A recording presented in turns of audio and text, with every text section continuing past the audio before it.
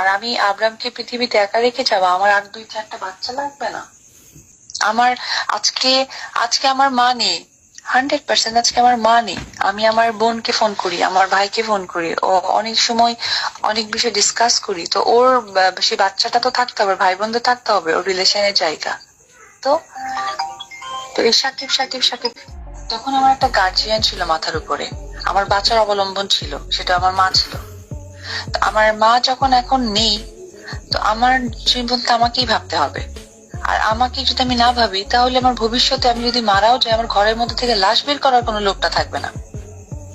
কারণ আমার বাচ্চা আগামী 10 বছর পর ও নিজের জগতে চলে যাবে। ও আদৌ আমাকে ভালোবাসবে নাকি ও ওর লাইফটা ভালো থাকবে, এটা তো ইম্পর্টেন্ট ব্যাপার।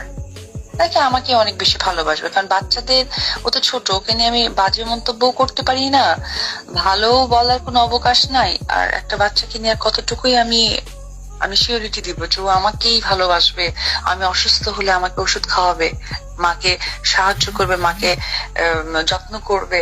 নাও করতে পারে, এই যুগের সন্তান।